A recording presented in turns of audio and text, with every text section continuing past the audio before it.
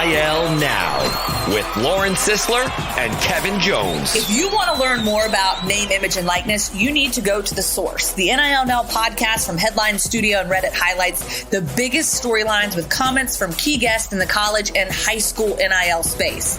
NIL is not a cherry on top. It needs to be thought about as a part of these young men and women's future to, further their careers. You should be able to leave college with something. Subscribe to NIL Now on Apple, Spotify, Google, or wherever you listen to podcasts.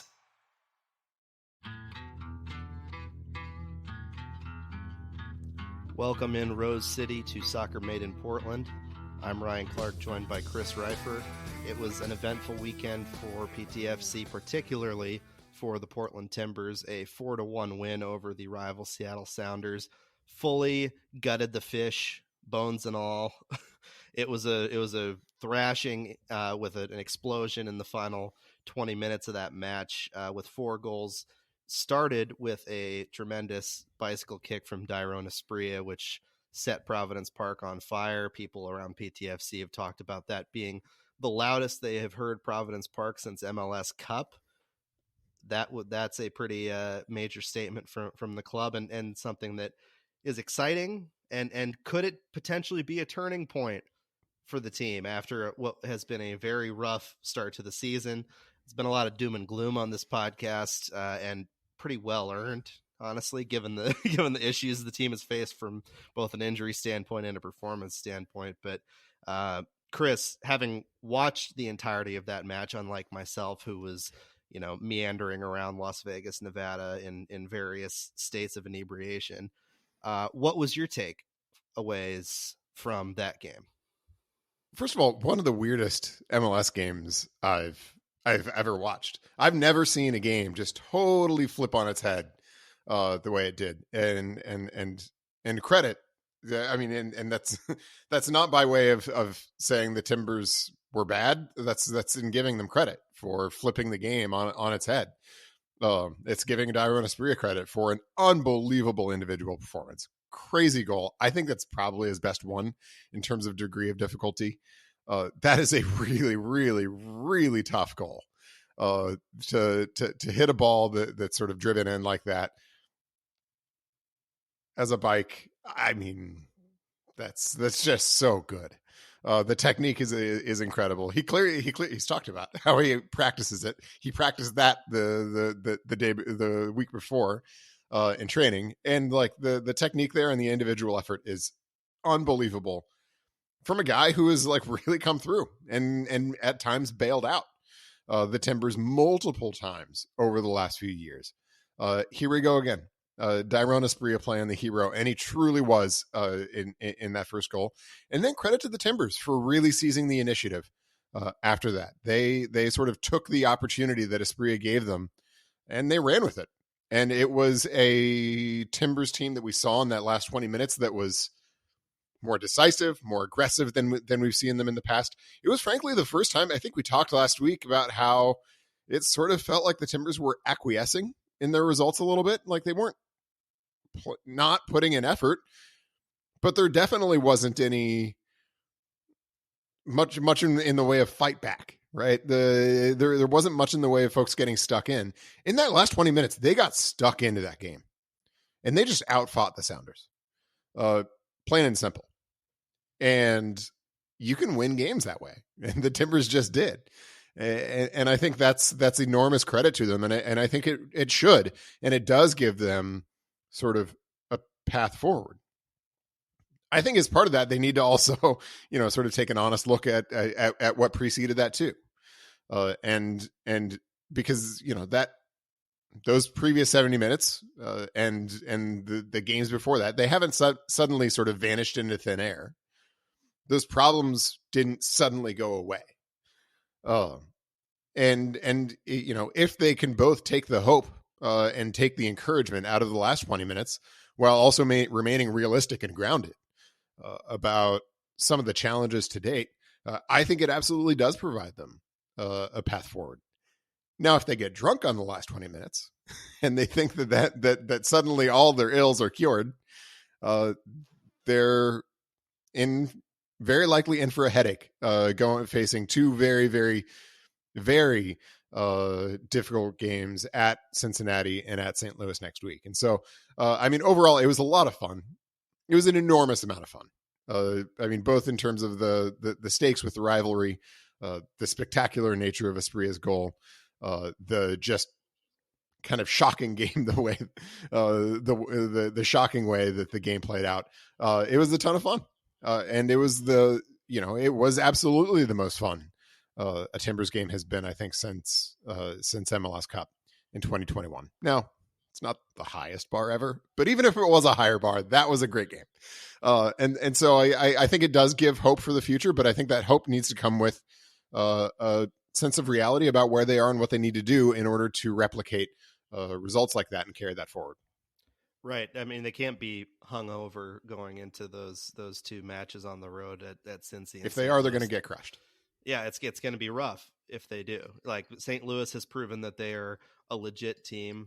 Their positive start was not a fluke. They are capable of and likely will make the Western Conference playoffs and be a team that can make some noise. Cincinnati, same deal in the East. They are one of the better teams out East, and any road match is difficult, but those two in particular, back to back, are going to be a major challenge, particularly when some, not all, of your rotation players are going to be a little more tired for that second one than they might otherwise be, with the midweek game in the U.S. Open Cup against Orange County, which nobody is allowed to watch, apparently, except for me and whoever else covers the game. Secret soccer. Yeah, some secret soccer. Maybe I'll throw a Periscope broadcast on my phone. I haven't used the Periscope app since I was like in college, so maybe I'll do that. Nobody has rights. They can't yell at me, so I can probably just set my phone on the edge of the press box and you can have a really awful blurry view of the game. In fairness, I do want to point out and sort of apologize for that really sucks for Orange County fans. Yes. And I know people are often dismissive of fans of lower division teams. 13 years ago, that was us. 13 years ago, that was Timbers fans. And yes, the Timbers had a great following when they were in the lower divisions. And that is part of what helped them get up to MLS. But I mean, bottom line is 13 years ago, that was us. We were fans of a lower division team, and Orange County has fans too. And it's obviously impractical for a lot of people to travel midweek to go to a game. I mean, it's impractical for people to travel for games, regularly at all, right? It's a long trip. It's expensive to do that. And so it really stinks for Orange County fans that they're not going to be able to watch the game. And it feels like a huge miss from a sort of growing the game perspective, not to put in the minimal effort necessary to broadcast that game. Right. The U.S. Open Cup is a historic tournament. It's something that, they want more people to care about. They haven't been able to, maybe break through in the way that they would like in terms of the tournament's popularity, in terms of getting MLS clubs to care about it. I mean, the fact that the Timbers are more than likely going to have a heavily rotated lineup on Wednesday tells you everything you need to know. They, of course, publicly will say that they take it seriously, that they want to win trophies, that they want to be part of that in as competitive a way as possible. But at the end of the day, they're going to prioritize the MLS. It's the Timbers' best chance at a trophy this year. It is. At this point, it is. So maybe they will prioritize it more than I am giving them credit for. But most teams don't, right? Most teams are treating it as kind of an afterthought. And you're not helping that cause, and you're not incentivizing them not to when you don't broadcast the games. And that's not just on U.S. Soccer. That's on these individual clubs, including PTFC, who very much have the capability to put one camera up somewhere in the middle. They're already going to be there. They have cameras for the stadium scoreboard. They that infrastructure is already there. I mean, that's what frustrates me about this is that it's minimal effort to put in, and I mostly feel terrible for Orange County fans. When you're a lower division team, these Open Cup games against MLS sides are some of the most fun games of the year. They're some of the biggest games of the year, and it just stinks. I wish different decisions had been made. Right. Look at what happened last year. Sacramento Republic made it to the final. Yeah. Like that in itself showcases what's great and exciting about this tournament, that stuff like that can happen. And why not broadcast the entirety of the run? But you know, we can get back to talking about how the Timbers had a very nice result against Seattle on the weekend. But with apologies to our friends down in the OC. Absolutely. We do wish there was a broadcast. And yeah, returning to the Timbers and their state of play right now. I mean, everybody seems to be back in their natural positions. A guy who benefited greatly from that was Santiago Moreno on the wing. 2 assists, was far more effective than he had been in the previous 7 games. He was really struggling in more of an 8 role throughout the season. And he, talking to him this week in a feature that is on OregonLive.com right now, shameless plug. He's very happy to be back on the wing and continuing to break through and have positive performances and put together a strong season. That's important for him. He's a young guy that has ambition to play in Europe. He's a guy that people behind the scenes, whether it's executives or coaches, have said has the ability to go play in Europe someday. And not only would that be good for Santi and would be a great jump for him in his career, but it could net the Timbers a boatload of cash if he is as valuable as they claim he is, right? So that's a big thing for Santi. It's good to see him back in his position. Evander still figuring it out. It seems wasn't terribly effective in the Seattle match. The goals actually all came after he came off the field. Frank Boley is in at striker and has been a welcome addition, but Nathan Fogas is the one that scored the goal at that spot. And so interesting to see how things are shifting and improving and remaining stagnant and everything when it comes to the attack. And in defending, I think that other than the Rui Diaz goal, the Timbers, I think, based on the statistics, based on what I've heard from people who've talked about the game, they were solid. Yeah. And that's a continuation, I think, of a trend generally, with the exception of a few shocking moments when the deck was less stacked, I guess, than it currently is. Yeah, solid defensive game. I don't think it was a blinder by any means, but solid defensive game. I think they can take some heart out of that. I think it was better than it was against Vancouver. I think the scoreline probably flattered them a little bit against Vancouver, especially given that literally 2 goals were called off.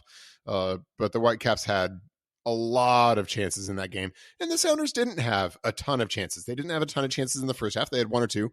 One sort of on a break where it looked like Jordan Morris was going to be in, but Claudio Bravo defended it very well and shut that down. In sort of that 20 or 25 minute period after halftime, the Sounders created a decent amount. That goal was coming that the Sounders scored. And it was a goal in which the Sounders pretty well tore the Timbers apart, right? I mean, it was a good team goal for the Sounders. To give them credit, they did a really nice job of using the ball to empty out the Timbers midfield, and then they were really decisive in getting the ball to the byline and then cutting back the ball to Rui Diaz in the space that had been vacated by the Timbers central midfielders. That was sort of the whole thing. Was they did a really nice job of pulling David Dajala and Diego Chara out of central midfield and then exploiting that space that had been created by that. That's good attacking soccer, and so credit to them for that. Probably a moment where the Timbers can look at and say, all right, we can learn from this. If you're learning from your wins, that's a good thing. Learn from this and talk about how we're going to handle situations like that in the future. Cincinnati is a team that's going to try to do kind of similar kinds of things, especially with given how mobile they like Luciano Acosta. I'm not sure he's going to be back. He didn't play last week. But if Lucho is in the game, they like to move him around quite a bit to try to create a similar kind of dynamic. I don't think they have anybody who is quite as good on the cut as somebody like Raul Ruiz. He has made a lot of money scoring goals like that. But he recognized the space. Obed Vargas, I think, who had the assist, he recognized the space and where to put that cutback ball. And so tip your cap to some extent on that. But that had been coming. The Sounders really had sort of seized the initiative of the game in that first part of the second half. and deserved that goal. But overall, I think if you look at the Timbers' defensive performance as a whole, you'll take that solid, and that put them in a position where something like Asprilla pulling out that goal can help you. And so I think they deserve credit for that. It hopefully really is a moment that unlocks Moreno a little bit. He has been maybe the healthy guy who has underperformed the most. There have been, there have been lots of lack of contributions from folks who haven't been healthy. He has been healthy, and I think in light of the state of all the chaos around him, the Timbers probably really hoped that he was going to really step up in this first part of the season, and it just hasn't happened for him. It's been frustrating. He's faded out of a lot of games, and it was great to see him in that second half really start to take the game on and put in the kind of performance that we came to expect from him last year. So I agree. I think you're right that his best starting point is out on the wing. But he's a guy who just needs a little bit of positional flexibility, which Gio Savarese likes. He likes his wingers to have positional flexibility to go find the game a bit. And I think that's basically what happened, is he sort of just started to find the spaces in which he was going to be able to dictate the game. And he did a great job with it. The ball in particular that he put into Fragasa that set up the second goal was outstanding. Really good ball, really decisive ball that allowed Nathan to take that great touch into space and really exploit what was, I think, a pretty disappointing moment defensively for the Sounders, where they were frankly just a bit of a mess. And between Santi and Nathan, they killed him for it. And that's exactly what you want. That's good soccer. Good soccer is capitalizing on other teams' mistakes. I think with Moreno sort of starting to find those spots in which he could dictate the game a little bit, he really got into that place. I still think he actually mishit the cross that Asprilla scored. He will way to suck the joy out of a wonderful. He will take the assist. I'm pretty sure he was trying. I mean, that whole attacking sequence actually was a bit of a maddening one. It was maybe one of the worst examples of something that we've been talking about a lot this year, where the Timbers are very narrow and very static in their final third attack, and they were very narrow and very static. And actually, Christian Paredes, to his credit, I think recognized this and started to flare out to the far side. And I think Santi was trying to pull out Paredes, left it a little bit short, and then Dairon just went Dairon. And buried it anyway. but look, I mean, that's a little bit beside the point. Getting Santi a couple assists, he definitely was dictating a lot of the game in that last 20 minutes. That is what you really sort of seize on and hope for, to be the thing that gets him going a bit. And I think that's plausible. The other guy who I thought, especially in that first half, had a nice outing was Davide Ayala. I thought he was great in the first half in particular. And I think Gio noted that in his comments at training this week, if I'm remembering my Twitter right. And I think that's a really positive development for the Timbers. Now, again, remember that second goal came largely from he and Chara sort of as a unit being pulled out of position. So again, something to work on, something to get right. But overall, I think both defensively and in terms of his presence on the ball and the just phenomenal passing range he has with that left foot of his, that was an encouraging performance for him and something to build on. Right. And I think that Ayala's performance and Paredes' performance are things that the Timbers are likely excited about, because Paredes was phenomenal. Yeah, I mean, he was a from huge driving what I've been told. force in sort of that last 20 or 25 minutes. Right. And as important huge. as any player. That's huge without Williamson, right? Because Williamson is somebody who, among the players who had been healthy at the start of the season, had probably played close to the best and had been among the more important contributors for the Timbers as they have worked their way through the early part of the season. And that's part of why, beyond the personal tragedy for Williamson, like it was devastating for the team, because they're losing a guy who unlocked a lot of what they did early in the year and would have, I think, benefited from everybody coming back now, and probably had a goal contribution in this Seattle game, the way that game went. So Paredes and Ajala for them to step up and do what they did, I think is exciting for the Timbers, particularly because there was a pretty decent sized question mark around Ajala once he got healthy. Like, is he the young potential player that we think he is, or is he potentially not gonna live up to that billing? Because last year Gio talked about him in high regard and thought of him as somebody that could be part of the future here in Portland. And if he shows more of what he did in that match, I think he is. Paredes, though, as a more veteran player, as a more experienced player, I think showed better and is somebody that once he's back to full form after the hamstring issue, he seems to me like a regular starter that'll be pretty reliable for them. I think Paredes is a better stylistic fit with Evander than Williamson is. And the reason I say that is Paredes he's better defensively than Williamson is. He's not the player that Eric Williamson is. Eric is a phenomenal playmaker. He's incredibly fun. He is a guy who can unlock chances for you, but he doesn't play in possession with the kind of tempo. And we actually saw this on, I get the goals of the last 20 minutes mixed up because there were 4 of them. But I think it was the third one that Niezgoda ultimately tapped in on the second rebound. We really saw the Timbers benefit from the tempo and the verticality with which Paredes plays. And that's exactly the kind of stuff you want from an 8 if you have your sort of more attacking 8 in the 4-3-3, which, by the way, I really think that they probably do want to be looking more toward that 4-3-3 kind of dynamic where Evander is playing underneath the 2 wingers or wide forwards than the 4-2-3-1. It's a subtle difference, but I think it's going to end up being an important one. But in that dynamic, you would like to have an 8 like Paredes pair with a little bit more playmaking oriented central midfielder like Evander, just because you can use sort of the difference in tempo between them to your advantage, right? If Paredes is moving the ball quickly and getting the Timbers moving forward, then that creates a little bit more ability for Evander in light of a defense that Paredes is forcing to move. That lets Evander find some more of those spots to pick them apart. And so I really like that style, that sort of at least conceptual fit between the 2 of them. And I think the way you put it about Evander is just exactly right. They're just not there yet. And when you zoom out to a 10,000 foot level, you kind of understand why. He was a little bit late getting into camp because of just the mechanics of the signing and all that stuff.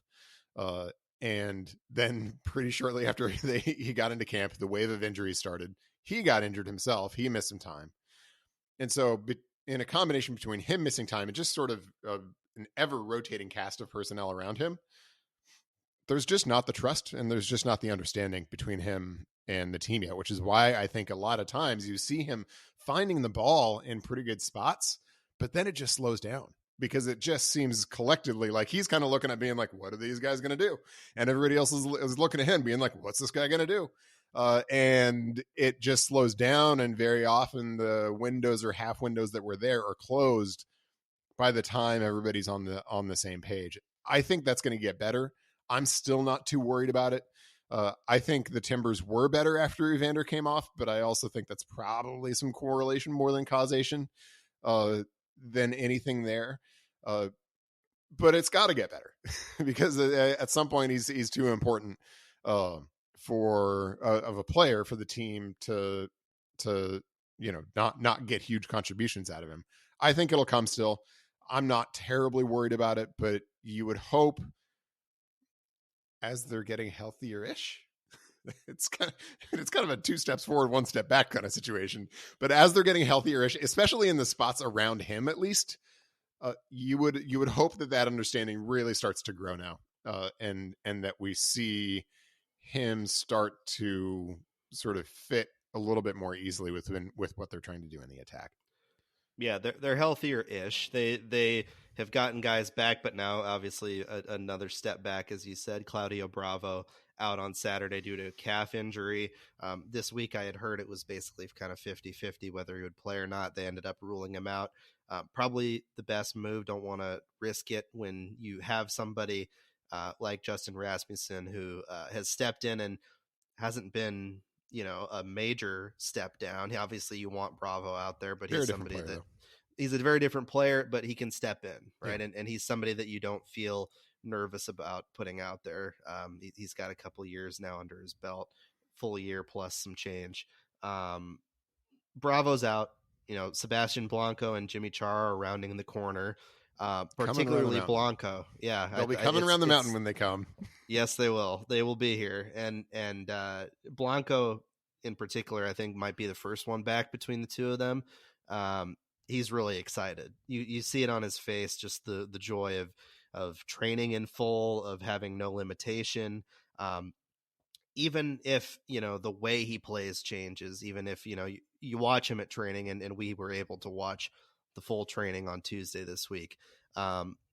He's probably not going to be a winger type player, right? He's probably going to be somebody that is more suited to a super sub type role, quote unquote, in the central midfield, a connecting force, somebody who very obviously has not lost the skill that has made him such an all-time great Timbers player, but definitely his pace is different and is just given the nature of the injuries that he has faced, it's better for him not to push too hard on the pace and be a winger type player like he has been at times in the past. I could see him being a sub for a guy like Evander at the 75th or 80th minute once he does come back. And that's a very valuable thing, I think, for the Timbers, if he's able to contribute positively in the ways that we know he's capable of. It'll be interesting to see how that reinvention goes. It's not, given how Blanco's played throughout his career, he was kind of a temper oriented guy. He's not a guy who really sat back into spaces. He really sort of pushed the issue in running at defenders, in driving into defenses, and looking to play make that way and looking to score goals that way from the wing. A lot of his runs, especially across the top of the box, were kind of his signature moments, right? Where he would do that. Can he still be effective if he's not kind of driving tempo the way he used to? It'll be interesting to see. You do see players who kind of find a little bit different elements of their game as they age and as they lose some of that physical ability that they exploited throughout much of their career, and nonetheless who find success in doing that. And so it'll be interesting to see how that evolution and reinvention goes for Seba this year. I very much hope and would only find it fitting if he is able to come back and be impactful because of everything he's given to the club over the course of the last 5-6 years now. I want to see this guy go out on a high, and so I hope it goes very well. I think it is unclear how it's going to go, but that's sort of how it is. I think Jimmy Char coming back though is going to be sort of a show me moment for the Timbers. And what I mean by that is Jimmy Chara has not been a difference maker for the Timbers the last few years, but he has been a sort of reliable and just consistent sort of cog in the machine. And when the machine has operated well, he's been an important one. I think him coming back is sort of going to be okay, how much of the early season struggles were because of injuries and how much was because there are, sort of bigger non-injury issues within the team. I think we'll see that a little bit when Jimmy gets back. And so it sounds like we might still be a couple weeks away from that being there. That's not a huge shock. I mean, with it sounds like his hamstring injury was a reasonably significant one, and those are just slow returns. They're really prone to setbacks, and so you need to be really careful. In my long past athletic career, I had some firsthand experience with that. And so, you know, it when you have a significant hamstring injury like that, it's just not one that you can really rush back on the field. And so it's unfortunate that it's taking as long as it is, but it was foreseeable and is necessary. Right. Yeah. And his was worse than Paredes. As Paredes came back earlier, as everyone pretty much expected. Jimmy's been training for a couple of weeks. It's steadily been ramping up. He's now at the same point as Blanco is, where they're both training without any visible limitations. That's what we saw, at least on Tuesday. So it's exciting for him. I think that you can see it on his face. You can see that he's itching to go. He's a competitive guy. But yeah, it's a big test for him because, you know, he's a designated player, and at this point he hasn't really been the designated player difference making type of person that they have anticipated or that they had wanted from him. And there were flashes of that, I think, in the preseason and in the early part of the season before he got hurt, particularly in that first game. I think he made a solid difference. If I'm remembering correctly, he had some role in Mosquera's goal. Yeah. He was there, but he was only there for about 25 minutes, if I'm remembering right, before he the injury. The hamstring. Yeah. So that's you haven't seen anything yet. Yeah. And he's obviously not going to go a full 90 right when he comes back. He's not going to be, you know, himself maybe for a couple of games. But he has the potential to be this really pacey, exciting, dynamic winger that they want him to be. The question is he going to be that? And that's not to say that this last part of this season is going to be the final test. Like, if he doesn't meet those qualifications, then he is going to be shipped off somewhere else, and they're going to free up that DP spot. Maybe that happens. Maybe it doesn't. I don't think that that's going to be the case. I think if anything, Jimmy will stick around at maybe a lower salary if things don't work out as well. But the DP spots for the Timbers are pretty flexible right now. They you know, Seba is technically one, but he has not been one in the past because he's in the high TAM range. All complicated, nuanced MLS nerd talk.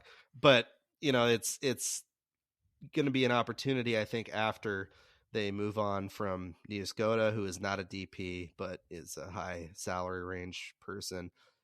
But could be a DP move on because he's in that range where he can either be sort of in TAM and you have to spend a lot of allocation money to buy him down, or you DP him and you save the allocation money, but you use a DP spot. Right. He and Seba are sort of neck and neck, it seems, from everything we know in that range. Yeah, and you would expect that this is probably the last year for Sebastian Blanco. There has not obviously been anything announced yet, but you can anticipate that DP spot at the very least will be freed up either by different means in the summer window or after this season is completely over and they want to go nab somebody else in the off season. Just in terms of the right now, though, in terms of, you know, the potential off-season moves, I do know that the Timbers are targeting a center back before this transfer window closes. I believe closes the on Monday. It's on Monday. So target quickly. Targeting is happening, and the question is can they get something over the line by then? It's a position they obviously want to have more depth at after selling Bill Tuiloma. I can't imagine they're going to use all the money they sold Bill for just to get another center back, unless this guy is a major upgrade. Then that's essentially what you did. You traded him away for somebody that was better. But it would make a lot of sense if he was a person they brought in that was essentially a wash from Tuiloma, because then why'd you make the move if you were just going to get a guy that's essentially the same type of contributor? That's not where their heads are at. They want to get somebody that's an immediate contributor that can potentially be a starter early on in their time with the Timbers and be a key piece. And then the Timbers have talked publicly, Gio Savarese, Ned Grabavoy, and others, about wanting to sign somebody from T2. That could potentially happen before this transfer window is closed as well. There are different candidates that you could look at from T2, but I think that the most likely one would be Noel Caliscan, the young guy they drafted out of LMU. He's somebody as a primarily defensive oriented midfielder who makes a lot of sense given the injury to Williamson as somebody that you'd sign as a depth piece. Right? They need that depth in that spot. I mean, really, the 6'8" positions are 2 positions, as suggested by the fact that there's the 6 and 8 positions. And they really only have 3 guys right now who naturally play there in Chara, Ajala, and Paredes, with Williamson on the shelf. And so they just need another spot. It sounds like Caliscan's had a good sort of start to the season and has with T2 and has looked good when he's trained with the first team, which happens fairly regularly. And so, that's, I think, a pretty obvious move and is one that wouldn't be surprising at all. Expect those kinds of things to happen Friday or Monday. Pretty standard for that to happen immediately before the closure of the transfer window.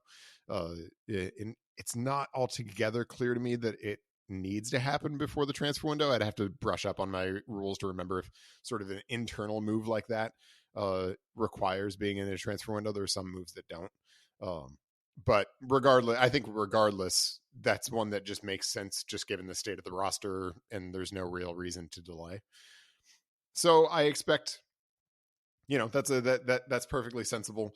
I think they do need to reinforce at center back, and they got $800,000 in GAM from the Tuiloma deal, but $800,000 in GAM when you're bringing in somebody internationally goes pretty quick. It wouldn't surprise me if they spend all that money on whoever comes in, but I think that's exactly the bargain, right? Where they think they can go out and use those resources in a way that'll give them more return than Tuiloma did. Now the onus is just on Ned Grabavoy and his depleted office to make that happen, and we'll see if it does. There really hasn't been any rumblings online of anybody connected to the Timbers. Sometimes they do a good job of keeping these kinds of things very quiet, and so we could very well still see something on Friday or Monday pop up and be an addition. But we're getting down to it. It's going to either happen now or it's going to have to wait until summer. And I think if you're waiting till summer on that one, it's a little bit disappointing, right? Then you really are looking at an overall winter transfer window in which they added Frank Bully. We'll see if he's going to be a difference maker. And Evander. And that's it. From a roster that in 2022 looked like it needed a pretty significant overhaul. If that's it, then I think you have to say that they didn't get done in this window what they needed to get done. But, they got a couple more days, so we'll see what they do. Timbers obviously head on the road to face Cincinnati on Saturday. Then they will return home for that U.S. Open Cup match on Wednesday against Orange County SC. Once again, no live stream for that match. Boo. Boo indeed. Let's move on to the Thorns. They had a draw against the Houston Dash on Friday. I was also not in town for that, but was able to catch the highlights and catch up on that match. Then they go on the road last night to San Diego for the Challenge Cup. That one was a 1-0 loss. Some of the same issues you were saying between those two matches, in that Portland threw a lot at the wall, but not a lot stuck, right? And this was an issue that I think Portland had last season, despite being the best goal scoring team in the NWSL, is they had a high volume of chances in some of these disappointing matches, but this did not convert. And I don't think it's a matter of focus. I don't think it's a matter of tactics. I think that there was a phrase, and I don't remember exactly what it was because I'm not from Newcastle, but last night Mike Norris had a phrase that had something to do with the green of the grass and the kick of the ball, or something to that effect. And he chalked it up to that sometimes the ball just doesn't go your way, and sometimes you don't get the result despite positive performance. And I think overall it was a positive performance for Portland. I don't necessarily have as rosy a view about it. I think that there are issues here and there, that you don't want to let linger, and you want to get a good result against Louisville, Rossing Louisville on Saturday. But I think they will. I'm not as worried about the Challenge Cup in terms of like, what does this say about this team? I think that they would be more concerned with the lack of conversion in the Houston match with the full roster and at full throat at Providence Park than they would be in that one. And they would hope that doesn't carry over into Louisville. Yeah, I think the common thread between these two games, that both were disappointing results for the Thorns. The common thread, though, was just finishing. In both games, they created plenty of chances, more than enough chances to score once or twice or three times. And they didn't quite finish them off, which just happens. Like, it's hard to score goals in soccer. That's about as hot a take as my two positions take a second ago. It's just hard to score goals, and sometimes it kind of just doesn't come off. I'm not jumping on the concern wagon just yet. If this sort of inability to finish off chances lingers for another couple of weeks, I think it's something more to talk about. But I think there was nothing really to be concerned about in the Houston game, in which, especially in the second half, the Thorns were just totally dominant. Houston, I thought, did a good job in the first half of being disruptive and using their press to kind of be a problem and to create some scoring opportunities, and they did get their goal from a moment like that. In that first half, but I thought, frankly, the Dash ran out of gas pretty quickly, and it turned into pretty close to one-way traffic in the second half, and the Thorns just couldn't find the breakthrough. But between the first and second half, they had plenty of chances to do so and just didn't quite come off. The San Diego game, there weren't quite as many chances, but I mean, you're playing a mixed lineup on the road at a good team. And yeah, San Diego also had a mixed lineup, and they sort of mixed and matched personnel as they went. Probably finished a little bit stronger in terms of personnel than they started.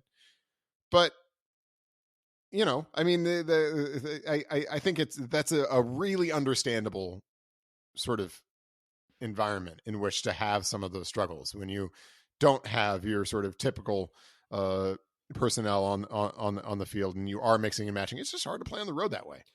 Yeah, it is. And it's not like they weren't able to produce, serious quality chances. I mean, Christine Sinclair had a through ball to Soph that if it was a hair further back, Soph puts that in the back of the net. I mean, there was a shot from Adriana Leon in her Thorns debut that if it weren't Kaylin Sheridan in goal, that one might have been in the back of the net, right? So Hannah Bedford had a number of chances even late on. She had one free header that she didn't quite convert. She had a couple other moments. She had one where one deflected to her and she put it just wide. I mean, there was plenty there to, if you just sort of control for some finishing variance. And there are a lot of the statistical nerds basically say quality finishing is a myth. And that it's kind of just like, there's sort of just like variance that happens. And it would be very easy, and maybe we'll be looking at this in a couple of weeks after the Thorns rack up a couple of wins and put a few in the back of the net and say, yeah, finishing variance. That's all those two games were, because otherwise they look pretty healthy to me. Yeah, they did, and there was nothing in that game tactically that caused me any concern. There wasn't any stagnance. Is that a word? Stagnantness. I'll let you get away with it. Definitely not sure. Stagnant. Stagnantness is stagnant. Stagnus? No, absolutely not. Go with stagnance, and I'll let you get away with that. I won't fact check you. Sure, fine. I'll look it up after the podcast. But there has been none of that in the last couple of games for the Thorns. I think that they are still the team that walloped the first two teams they played this season. They are still incredibly dangerous. They're still incredibly deep, experienced, and they added Adriana Leon, who is somebody that, whether she's coming off the bench or starting, is another piece at the forward spot, particularly as a winger. Who I thought had a really good debut. Yeah, she had a really good debut than I expected. Yeah, she was ready to go from the jump, and it's interesting. She's playing with a bit of an edge too, because she hasn't maybe gotten the opportunities that she might have liked at Manchester United. And it even seemed like there were pointed remarks after the game to indicate that she was, fed up with that, in that she said, I am the type of player who deserves these opportunities to play some, first team football leading into the World Cup. And so this is her opportunity to do that with a great franchise that will happily bring her in. I mean, yet another Canadian in a room full of Canadians, and that's exciting for them to play together and to be around each other leading into the World Cup. But for her, it's a little bit of a playing with an edge situation, and that's nice to have somebody like that on your team, even if it's only until June. To add a little more sharpness and an edge to a team that very easily could rest on its laurels, but obviously nobody that we've seen on this team is anywhere close to that. Frankly, so last week, I think I probably just said this. I thought this was basically a couple-month loan to give the Thorns a little bit of additional depth before the World Cup, and to let Leon get a little bit of sharpness before the World Cup. The way she played, and then the way she talked after the game, I think this might be a couple-month loan with a, hey, my goal is to prove to you that you need to keep me after this kind of thing for her. And that's great. But I agree. I think she was really incisive. I think she was relentless at times, and was one of the Thorns' best players.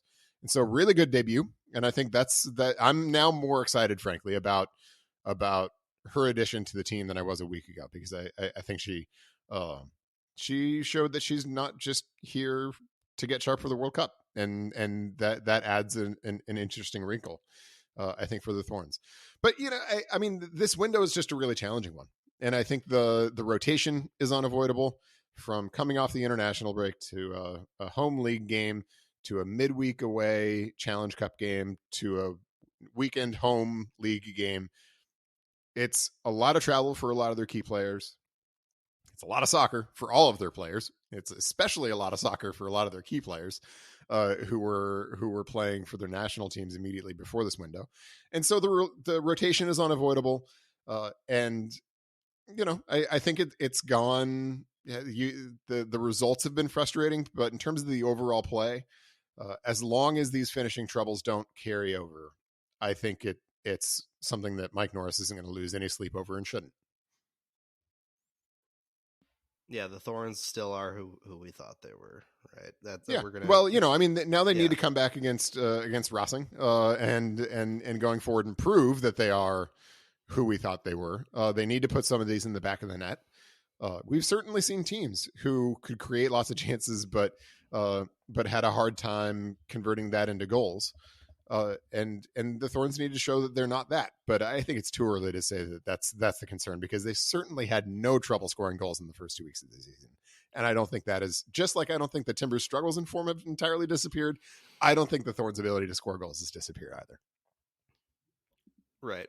Rossing looking for a win early in the season, and haven't gotten one yet, but are 3 draws for them thus far in 2023.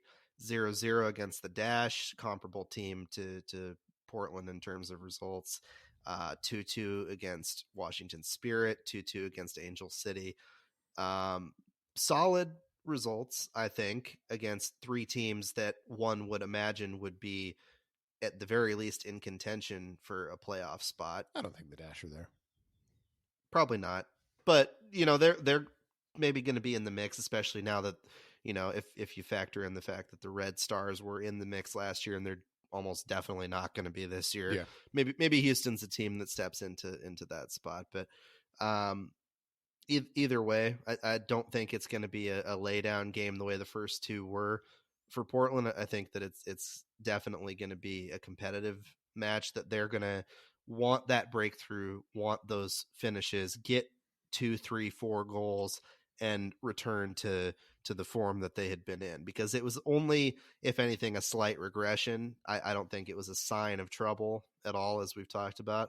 So this game presents an opportunity to do just that. And then just keep rolling until the World Cup, right? Every one of these regular season games leading into the World Cup is big.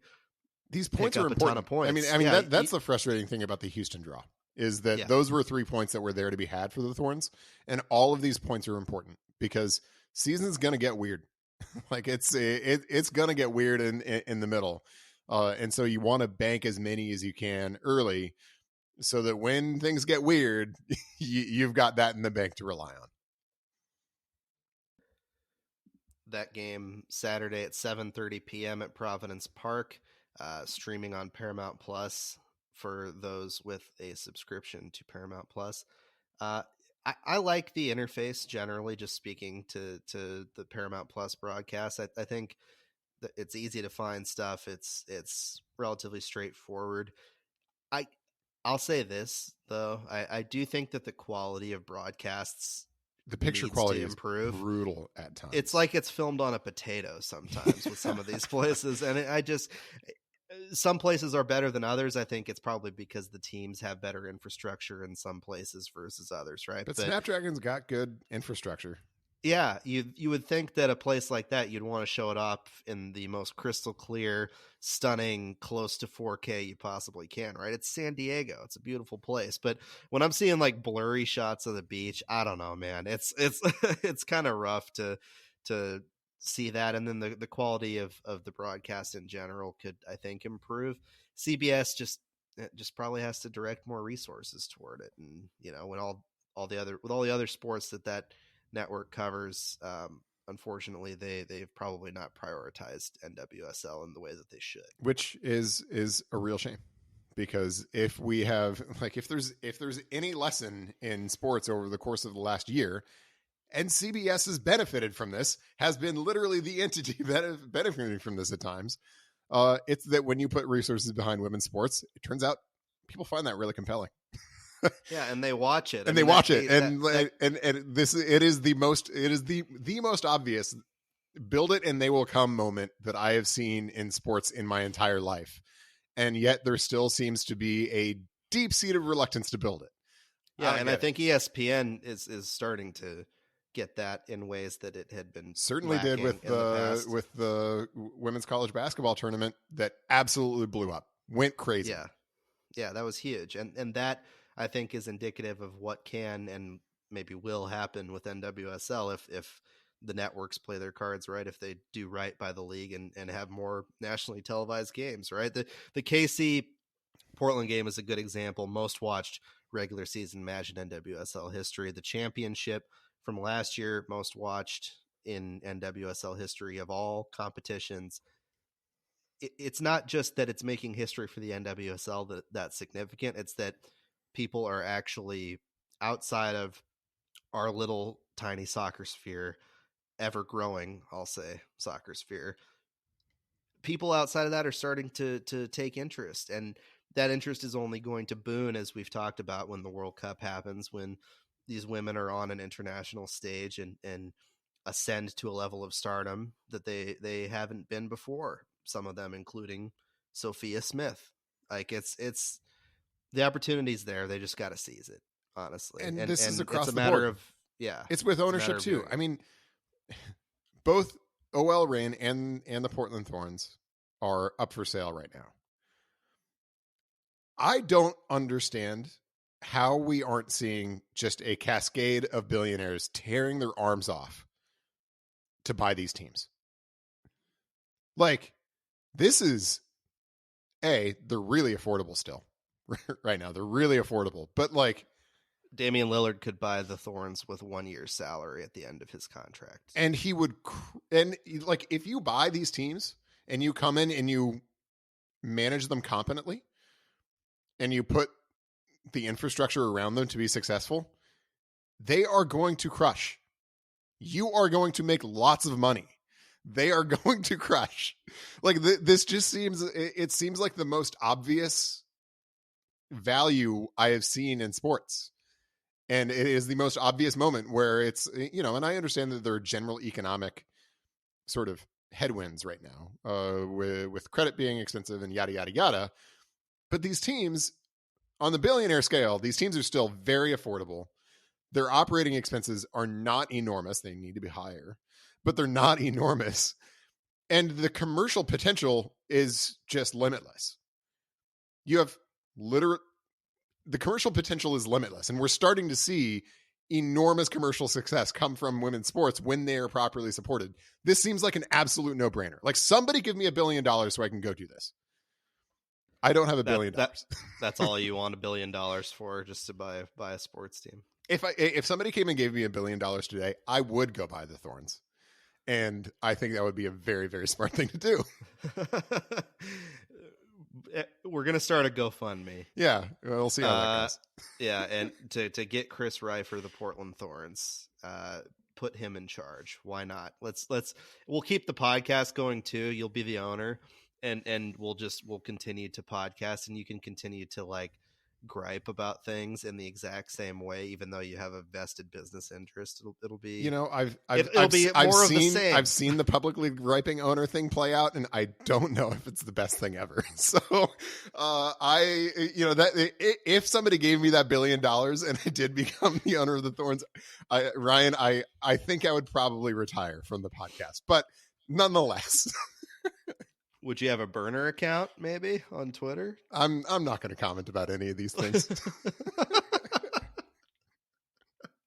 I think that'll wrap it up for us today on Soccer Made in Portland. Follow us on Twitter at Soccer Made in PDX, at Ryan T. Clark, and at Chris Reifer. Like us, subscribe to us wherever you get your pods. That's Apple Podcasts, Spotify, and everywhere else. Leave us a review if you so choose, and we'll be back next week to talk some more Timbers and Thorns. We got some US Open Cup to talk about. We got some more MLS regular season, big game for the Timbers, and then of course the Thorns are back at home on Saturday against Rossi. So we'll catch you next week. Thanks, y'all.